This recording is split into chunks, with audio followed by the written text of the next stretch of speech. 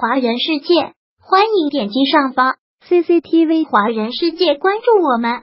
据泰国普吉岛游船发生倾覆已经有10天的时间了，泰国相关政府部门的善后工作正逐步展开。7月14日中午，泰国旅游警察副总局长素拉切景少将在普吉会见普吉帆船事故中死伤中国游客的家属代表，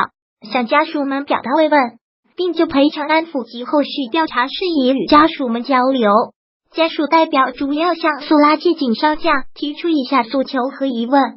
以希望能将泰方为家属办理手续提供的绿色通道期限至少延长至本月24号。已经回国的家属是否可以委托律师、公司代表、其他家属代表等代为办理赔偿和抚恤金领取手续？受托人需要准备的文件、签证手续、领款手续和流程是否和家属亲自办理一样？所需时间要多久？领取方式是怎样的？3. 此事故中的受伤者和其他幸存者是否有抚恤金？4. 遇难者遗体运送费用由谁负责？如何报销？5. 泰国政府是否还有其他善后措施和抚恤金？6. 仍被压在沉船下的最后一具遇难者遗体何时能被打捞上来？是否能有快捷辨认方法？素拉切景少将对问题进行了一一解答。1. 目前的赔偿抚恤标准为遇难者将获得的210万泰铢金额，其中保险公司理赔的110万泰铢将采取保险公司理赔汇款的形式，到款速度会较快；政府的100万泰铢抚恤金到款速度会较慢，但会在各个家庭完整手续材料提交后1个月内到款。另外，警方将向游船公司施压，努力为家属争取更多赔偿。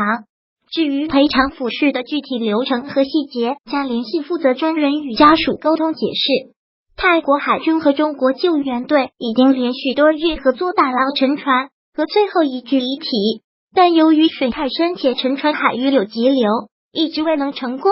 预计最快可于今天下午打捞最后一具遗体上来。目前已经与法医取得联系，在家属提供死者牙齿 X 光影像的情况下，可以不通过 DNA 鉴定流程，直接对比牙齿 X 光影像辨认遗体身份。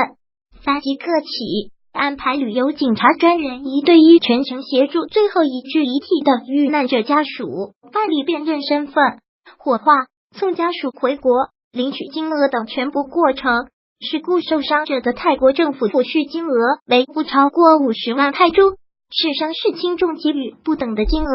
至于受伤者抚恤金是否可以再继续调高，其他幸存者是否有抚恤标准，还需要由专门负责赔偿和抚恤事宜的部门来反映和对接。泰国目前正在对事故原因进行深入调查，一定会搞清楚本次事故各个环节的负责人，并追究责任，尽快给家属们一个交代。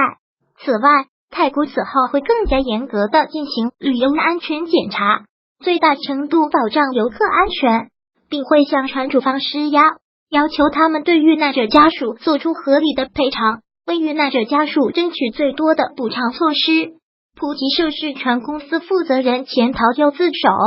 警方施压增加赔偿。据了解，事发后，普吉沉船事件旅游公司26岁的泰籍负责人马拉拉小明优在7月13日晚畏罪潜逃，法院颁布逮捕令后，泰国警方在找不到他的情况下，申请了搜查令，对其住所展开大搜查，并连夜向其施加压力。根据目前掌握的证据显示，此次事故与林园团无关。警方确认瓦拉拉就是涉事船公司唯一负责人，他曾答应将承担责任，可事发至今一直未见其付诸行动，未与遇难者家属有过任何接触。至于他是不是公司真正持有者，以后才能知道。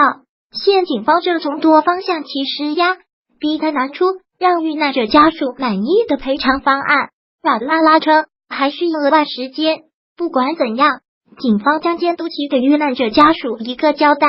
如果喜欢本视频，请分享并订阅本频道，访问 TT News 点 XYZ 获取更多相关资讯。